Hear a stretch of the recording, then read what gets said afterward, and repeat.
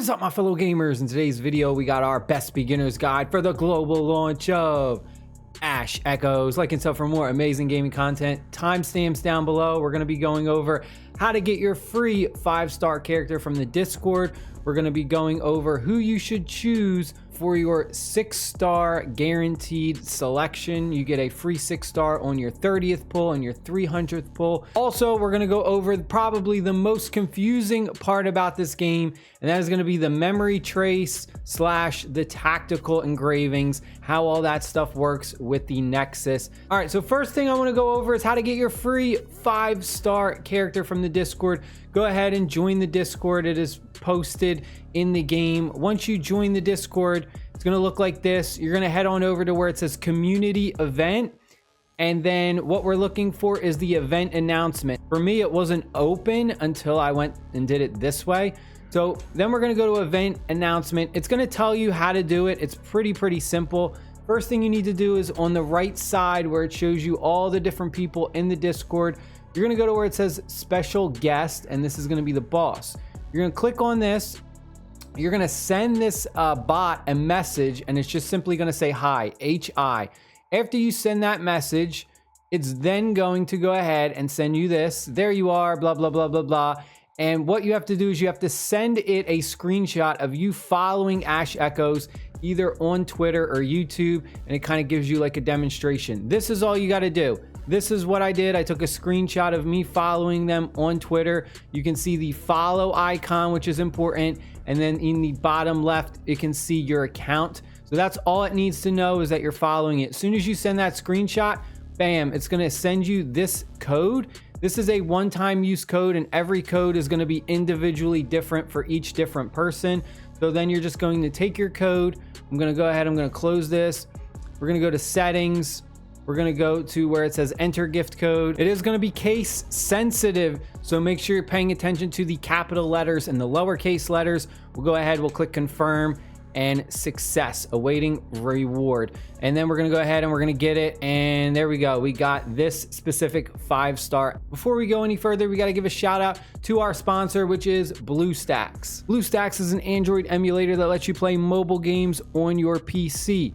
BlueStacks uses the lowest amount of resources possible, allowing you to get smooth frame rates on even the most low-end PCs. BlueStacks also allows you to use mouse and keyboard while playing your favorite mobile games, and also plugging up a controller and having complete customizable key mapping. BlueStacks has a huge library with over thousands of games and has tons of exclusive giveaways going on all the time. Go ahead and start playing Ash Echoes on BlueStacks now. Download link in the description box and pinned comment. All right, let's go over our Spirit Dive, which is the gacha system in this game. So once you go ahead and do your first 30 pulls, you will get to choose a free 6-star character. These are the ones that we can choose from. Now, there's one important thing that I also just want to mention, is that we do get another 6-star character fairly early. I mean, it's going to take you a little bit, but once you go ahead and in the phase quests, there's a bunch of different things that you got to do, and each time you go ahead and complete these, you'll progress to the next phase. But on phase 6, you will get a random 6-star Echomancer. So just keep that in mind. You can save your 6-star that you choose from this, so you don't have to claim this right away. Like, this doesn't expire.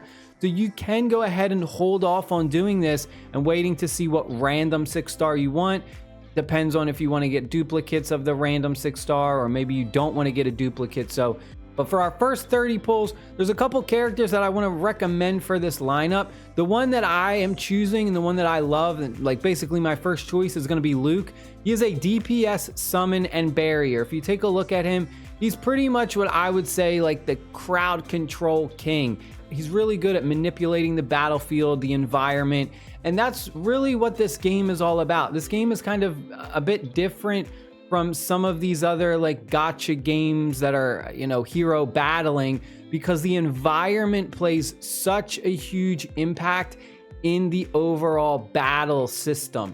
So you really have to take that into mind, that you want to have characters who are really good at controlling the battlefield, putting out different types of elements, combining them, getting shock damage, fire damage, stuff like that. But we have stuff like the deadly delivery. Awesome character. Scheduled package taunts nearby enemies, which I absolutely love. We're getting, again, really good crowd controlling environmental effects. For the ultimate, which is the seed ability, deals a bunch of physical damage to targets in a straight line and increases all allied Echomancers attack. So that's what I love. He basically goes ahead, his ultimate buffs everyone's attack in your team, which, hey, that I am definitely a sucker for. So this is the one that I first recommend. This is the character that I am choosing. Some other ones that are really good is going to be this one right here. This is going to be Cyrus, I think is how you say it. This guy specializes in burst and elemental zone. So this is going to be like your fire damage dealer. So really specializes in putting out that fire damage. You got Daybreak Bloodline Mark, which is a really devastating fire zone damage attack. If you want someone who's a big damage dealer, then you would go with him. If you want someone who's more going to be controlling the environment, the battlefield, then go with Luke. That's what I'm going with, is Luke. And the other one that I also recommend, really amazing tank, is going to be this one, Laurel, I think is how you say her name. She is like an insanely strong tank, and she goes ahead and also can like switch between being a defensive tank or kind of being a little bit more offensive and doing damage. You have your active ability, which you can see, use an offense to switch to defense. So she switches from offense to defense. So when she's defensive, she's pretty much just a super tank, absorbs all the damage. So if you feel like, you know, the enemies are overwhelming you, you can put her in defense mode. Or if you feel like you got things under control, put her in offensive mode. But it's really cool that you can switch between both versions for her. So this is another character that I highly recommend. I think she just has some amazing versatility with her build, being able to go offensive or defense. Really awesome tank. All right, now let's go over the memory traces and the tactical engravings, because this is pretty much, I would say, the most confusing part about this game. And this is very new.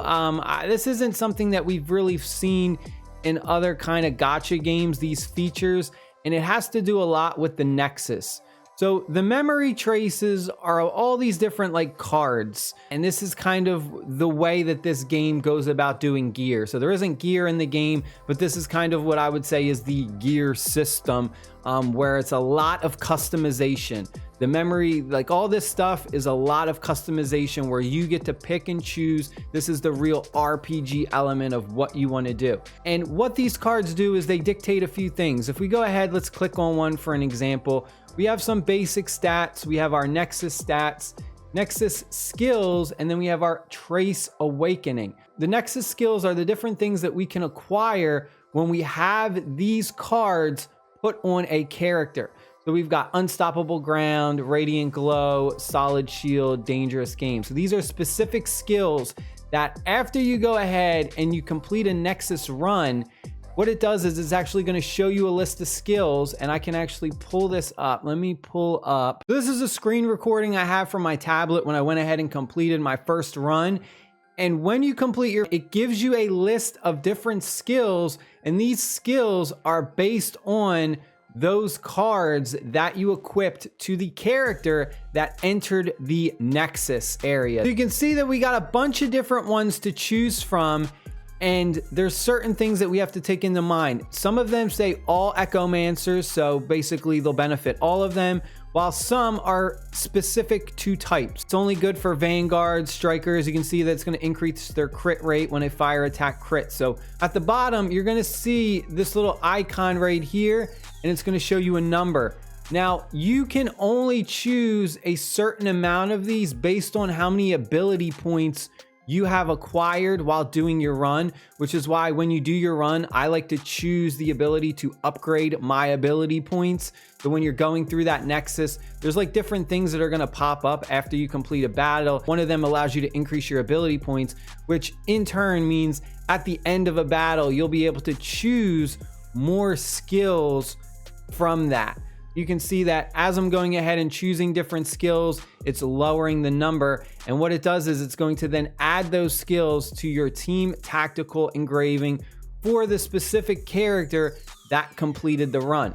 So I'm going to go ahead, I'm going to back out of this so I can show you like a little bit more in depth. So if we go to our tactical engraving, we have our director, which is what everyone starts off with. This is your main character. So our director looks a little bit different. These are their engravings. And then the main traces are those cards that we talked about. We go ahead and we equip those cards and we get different bonuses, different stats based on the cards. So like I was going over before, this card has some basic stats. It'll increase our vitality, our attack, different things. You can see that. And then the Nexus stats mean that this is only going to play effect when we are going into the Nexus.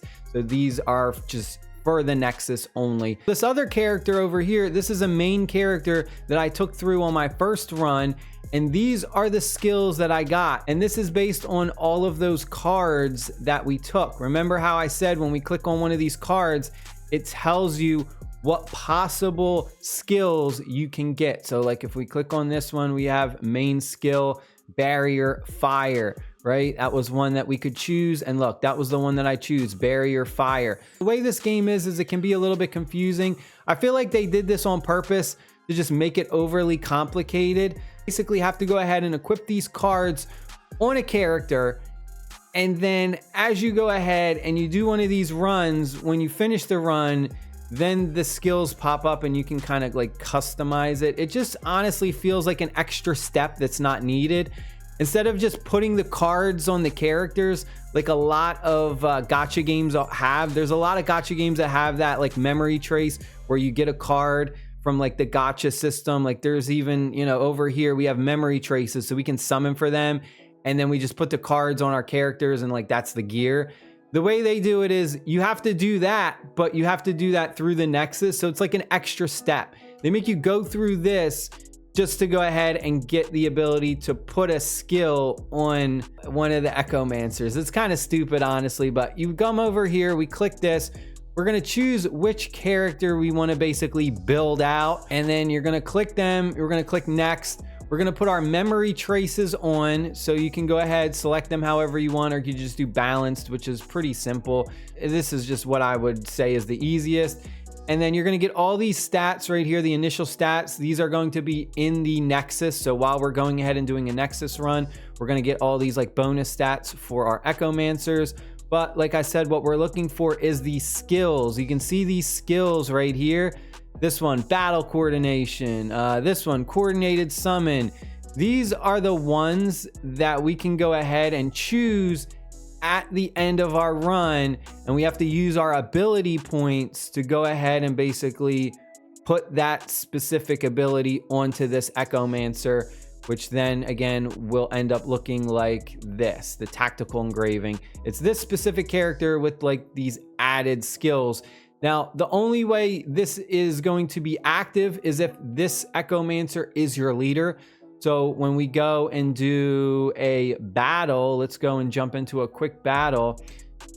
In the middle is your leader. So your leader is the one who dictates all of those like extra stats and stuff. Basically, the tactical engraving is based on whatever character you have as your leader. So you can have your director, which is your main character, or you can have, you know, all the other characters that you're going to go through and do Nexus runs with and have them specifically built out. So you would just come in here, choose this. And then if we go to details, we can see that these main skills are going to be active for our battle right now because we have this Echomancer.